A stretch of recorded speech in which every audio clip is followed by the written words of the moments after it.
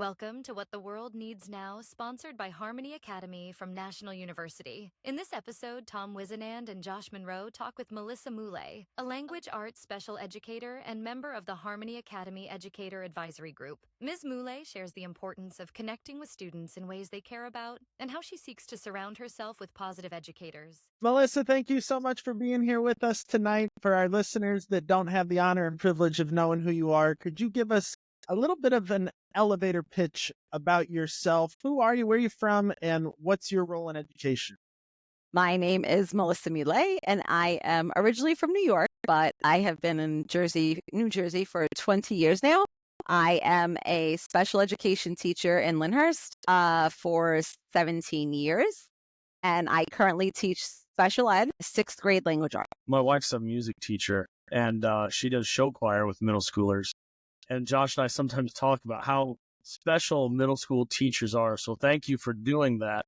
And they're just different, right? Like they're trying to figure life out, these bigger bodies, and good for you. Good for you. Yeah, I will say that I've taught every grade, but 6th grade's definitely my favorite. 7th graders are cut from a different cloth.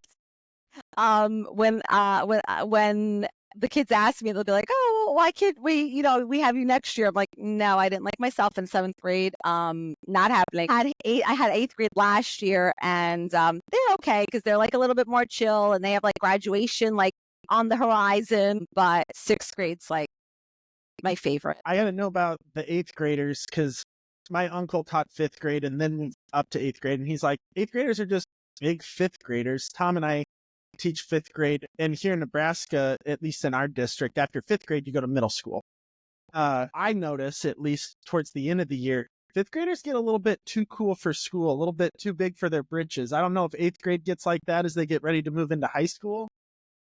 Think it's different because like high school, like they're kind of working towards something, and like there's more meaning towards like some of the stuff that they're doing. Some of them want to go to different schools, so I feel like they get a little bit more serious, and they know, like, especially if they're playing sports, that they have to like maintain things. So that's where that like part comes in. I do notice, like, in 2020 we had made a middle school in our district.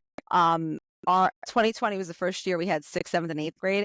The kids are different, but I think when they have an elementary school and they go to middle school, like what you're saying, like the 5th graders start to feel like they're like, the big kids or whatever. But then they go to 6th grade and now they're the babies. So it's like, Yeah.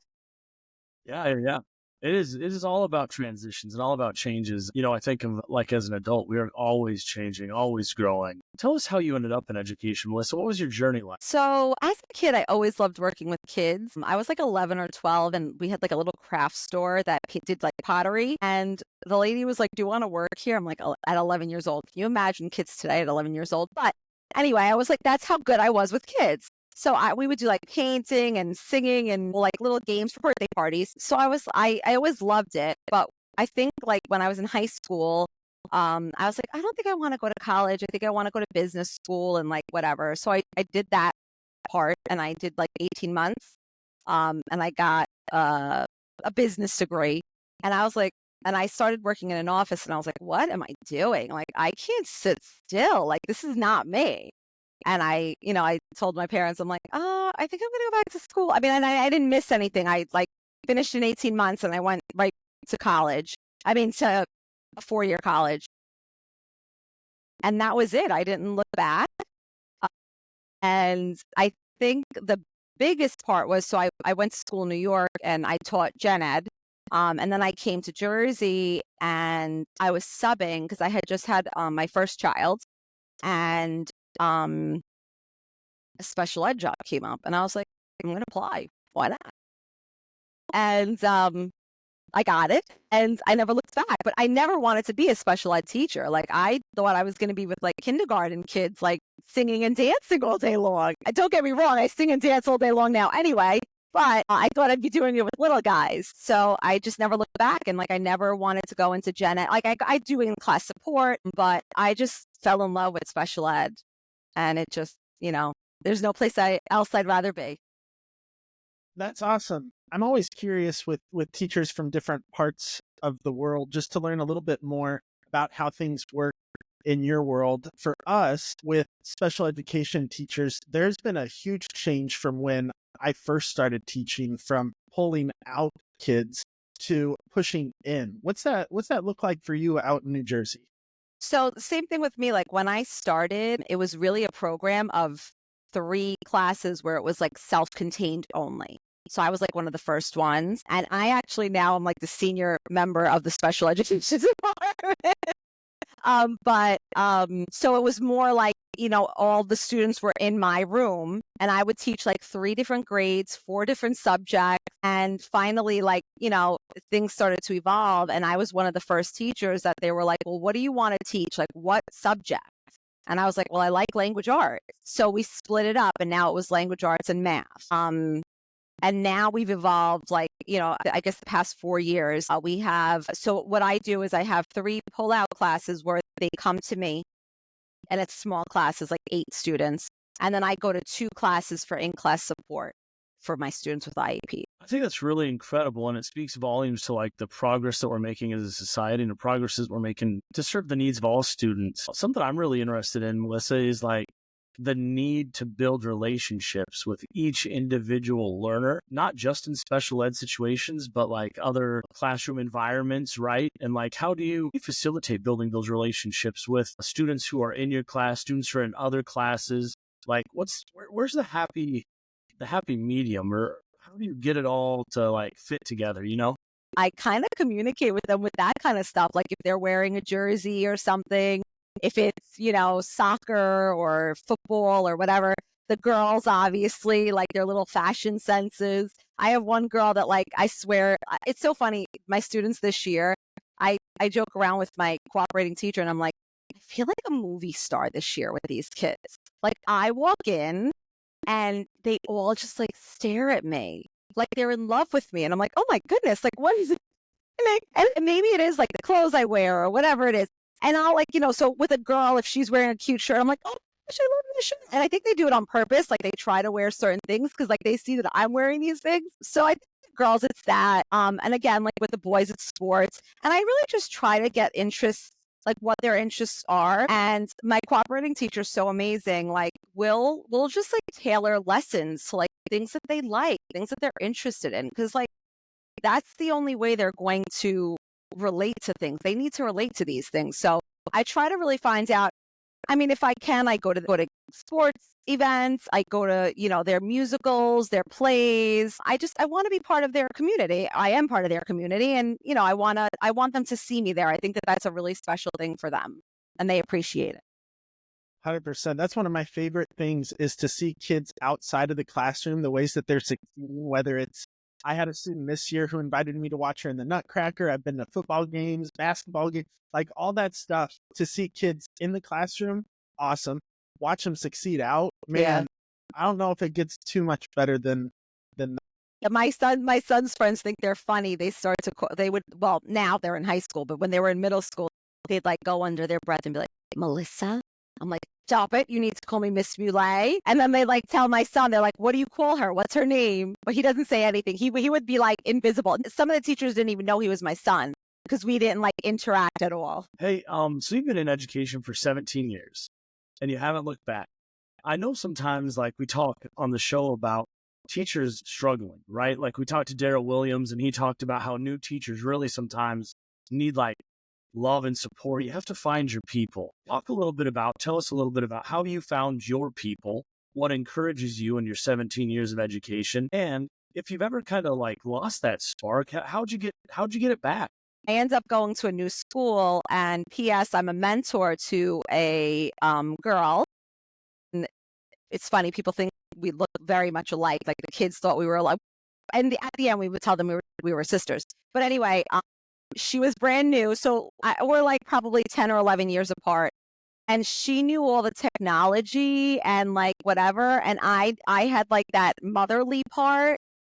And then like another girl came in the same situation. And like we've now been friends for the past like 12 years. And I really thought like this particular group of girls that I'm friends with, they're just so inspirational. Like 2 of them became administrators. Well, 3 of them became administrators. They're people that lift me up.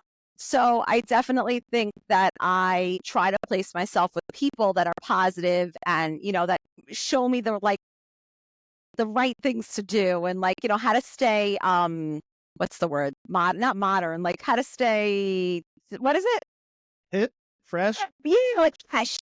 Exactly. That's it. That's exactly what it is. Like, because I'm not old, but some people my age, they're like, oh, how do you still do it? I'm like, what do you mean? How do I still do it? Like we're teaching, we have to stay with the trends. Like you have to stay with the trends. You have to know what's happening. So definitely that. I think also not 2020, 21, I think school year 21, 22, when kids came back full time and we were a new middle school. So we never had experienced that before.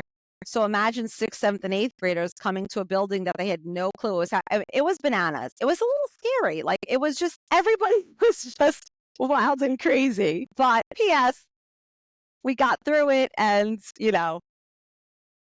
it's all good. I think the breath of fresh air that you were talking about with the change, sometimes that can be super scary. Like I just made one. This is my 2nd year in my new building. It's scary. I mean, that was a decade of my life that I spent in that building. I needed a change for me, for family, for my kids. But it's scary to step out there. Hey, I need to do this, but what's coming, kind of a thing. Yeah. One thing I want to say is sometimes teachers have this guilt, right? Like we're pretty loyal, I would say, as like a career. Like this is my school, these are my students, these are my families.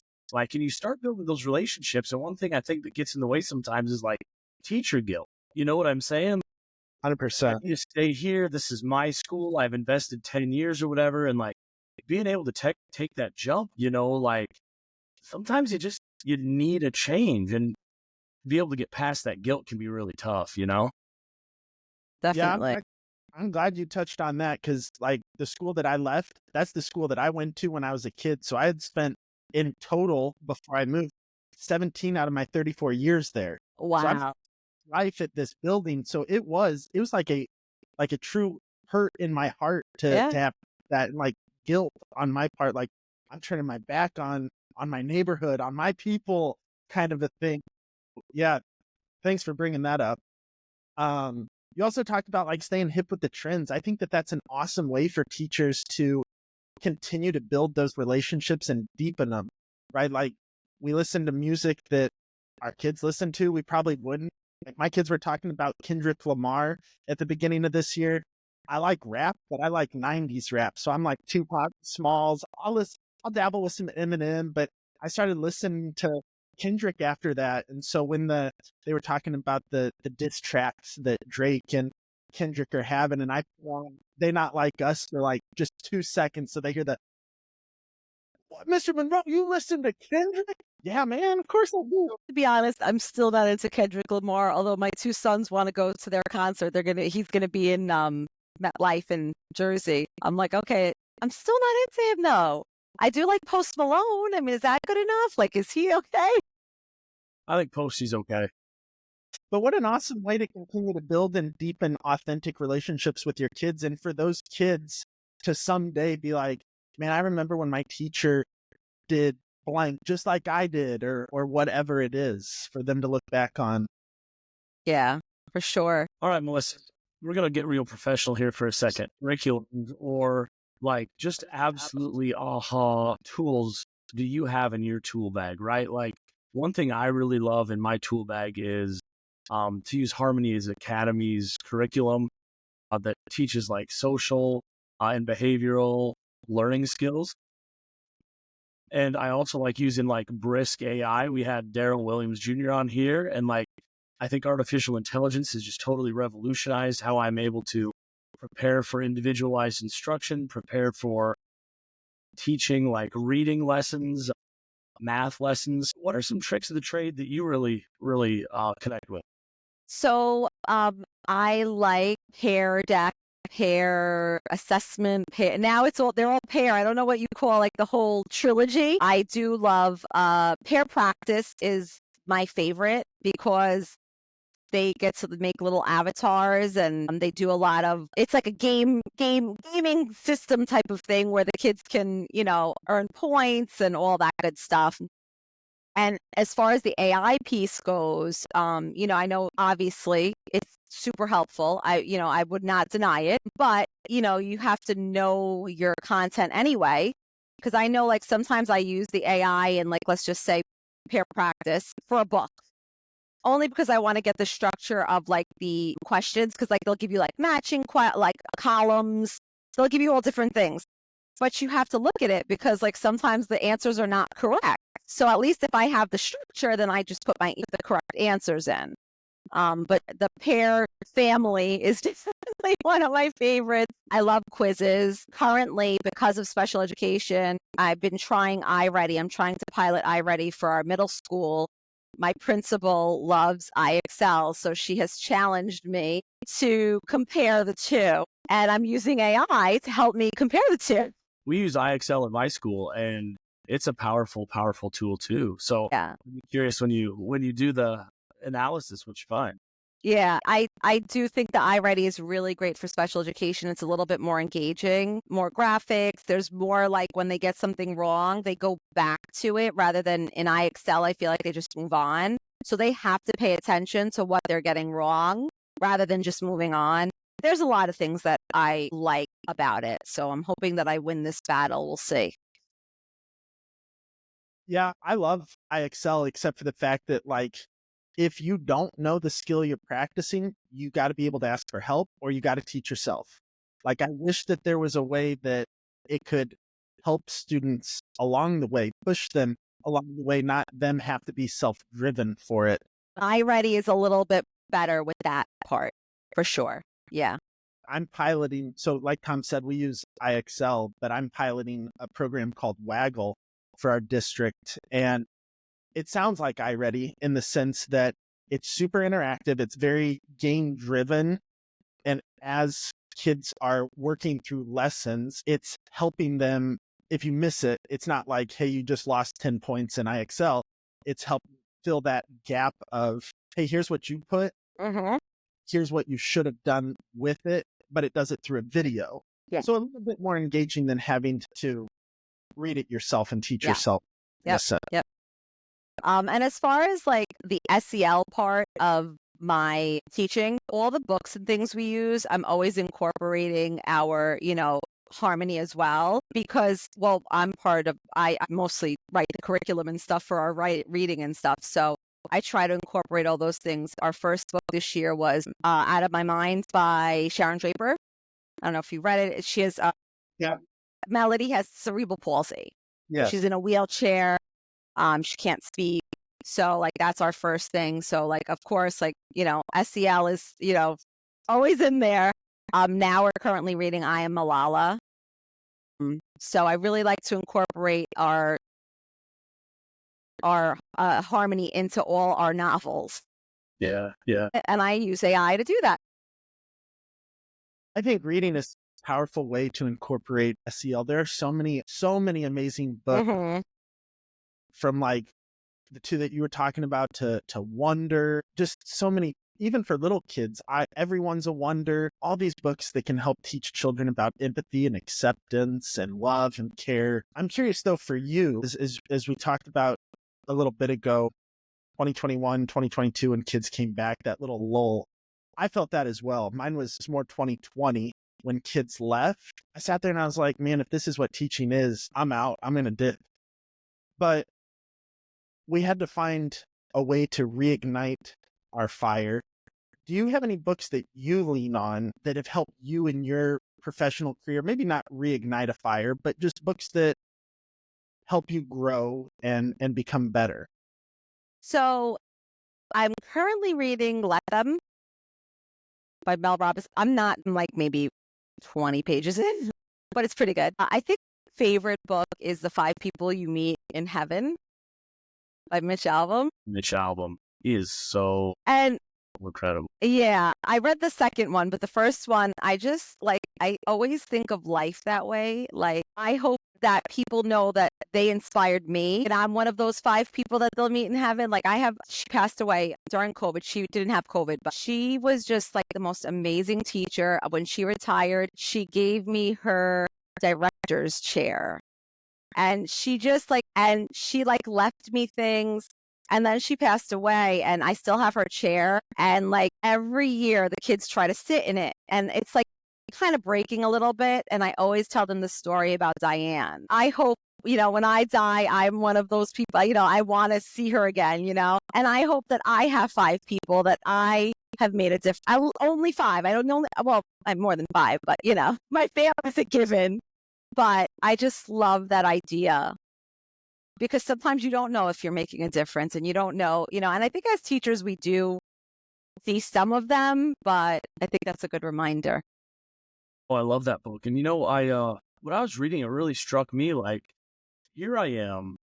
I'm an educator. I'm surrounded by all these other educators. And I think one thing that we can do is really encourage each other. And yes, it's kind of taking a risk, but gosh, I need to go find somebody in my school, somebody that I can tell I really admire how you give praise to the children, or I really admire how you build relationships with parents, or I really admire how you give kids multiple at-bats. Like, I think we need to build a culture around us and not be afraid to tell people that we really do appreciate them. You know what I mean? I think that would go a long way to help others kind of start feeling important and feel cared for, not just when they're in heaven, you know what I mean? But so just something I felt when I was... No, for sure. I have to say, like, I've been in my building for 5 years now, and the relationships I have now, like, I really love everybody. We're very close. And yesterday, we were at like a PLC and we were actually was like supposed to be team building. So we were using pottery. So she made us pick from a hat so where we were going to sit. So we all sit down and I'm like, so they were like, oh, they didn't want us to sit in our cliques. And I'm like, well, I don't think I have a clique. And the girl next to me goes, you know what? You're right. You don't have a clique. She's like, you're friends with the science people, the math. I'm like, yeah, I don't. And it's true. Like, we really don't have cliques. We all are we inspire each other. Like what you said, like there's people that'll say to me, I love how you did that. And I'll always like compliment somebody like, wow, I love how you did that. Like I didn't even ever think of it like that, So I feel like we always try to lift each other up. So important. In Paul Solar's book, he talks about the importance of using love languages in the classroom with kids. I almost wish that we did that at school with the adults too, right? Because my principal was talking one time about, hey, we want to give so-and-so praise. We're going to give so-and-so praise. And I'm sitting there like, please don't say me. I don't want you to say anything nice about me out loud in front of other people. We knew everybody's love language, like, hey, you like quality time, you know what, after school or whatever, I'm going to come into your room and just hang out with you for a little bit to let you know, hey, I appreciate everything you're doing. You're a great person, my friend, kind of a thing. So I almost wish that, Tom, exactly what you're saying, that we could push love languages into our buildings. Well, right now we're doing you get mugged at school, so you have to give them like a mug. And I guess like because we're going towards February, but he's doing like Valentine's Day theme types of things. And it's really so cute because then it's like when they figure out like who did it. Like today, a male teacher gave it to a female teacher, and she was like, wow, I never would have thought that he would have given it to me. And it was like the cutest thing. Like, that's so sweet. Melissa, what are some of the big rocks? Like, I know here in Nebraska, we teacher funding, educator funding is always a big deal. There was a big push last year for public dollars to go to private schools. Our neighboring state, Iowa, did that. But what are some of the big rocks in New Jersey? I think the same thing. With private schools and whatever. I mean, I'm a product of private school. I loved it. Today, like public school has so much more available. But I think it's pretty much all the same. It's funny. I was talking to my principal today and he's like, the superintendent said we're like 750,000 in the hole come September. I'm like, what does that even mean? Like, because then it's like, oh, but we have money for this, but we have money for this, but we don't have money for this. Like, it's mind blowing. I don't No, I think it's the same everywhere, and again, I that's like not my thing. Yeah, Happy medium is. I'm glad I'm not in charge of all of the funding and allocating and stuff, because I'd be horrible at it. Yeah, me too. It's interesting though that all over the nation we're facing such similar challenges, right? Like we can look at nearly every state and say, gosh, they have a teacher shortage. How should we fix that? But we can't actually fix it, right? And I think part of the reason is that very little times do we actually look at teachers and say, hey, what do we need to do to help curve this challenge that we're all facing? I don't know. Yeah, I started inserting myself into things. Like I started saying, "Hey, can I show up at this meeting?" Because like I know I'm in the classroom, and they're like, "Oh yeah, you could come." I'm like, "Okay." Good for you. I think more educators need to start doing that. If we really care about profession and we really want to help, build a legacy of education in our country and our communities, we do need to start taking like a more, I wouldn't say aggressive, that's not the word, but like a more involved role. So Yeah, kudos for doing that, Melissa. That's awesome. thank you. At the end of every episode, we always this is the $1 million question, and the 60 of the song, What the World Needs Now. It can be outside the classroom. It can be anything. What does the world need now? I think what the world needs now is balance. I think we need to learn how to balance in every part of our lives. I find that so much is all or nothing. We're not willing to see the other side of anything. And, sometimes I think to myself, well, is that, the coward's way out? But I can't see that it is. I can't say that it is because for me, I am the person I am because I listen to both sides of things, and maybe because I'm a Libra and that's my sign, but it's so important for me to listen. And I always appreciate both sides of things as long as you're respectful. If we're respectful and we're going to have a conversation, I will respect you and we will have an amazing time. And it's worked for me this far. So I think balance is important. Melissa, I love that. I think however, wherever we ended up with, there has to be this duality, right or wrong, black or white. It's just so toxic. Mm-hmm. Things can be true at the same time, and that's okay. And it's more fulfilling that way. So I love balance, Melissa. That's amazing. I like that you threw in, as long as we're respectful, right? As long as we can show, hey, my difference and your difference, they're cool. We can still care about each other. Exactly. In the school realm, I feel like it's like, I tell the kids all the time, like I just interrupted you. So I'll tell them sometimes, I'll be like, I'm sorry. Like I'll talk before they finish. Yeah, I'll apologize. I'll be like, I'm sorry. I jumped the gun. I'm sorry about that. That's also important as teachers too, right? To model that we're totally human. We make mistakes. We tell kids not to do something, and sometimes we accidentally do it too, right? Like Exactly. we're humans. We're humans. Well, Melissa, thank you so much for being here with us tonight, sharing some awesome knowledge with us and just hanging out for a little bit.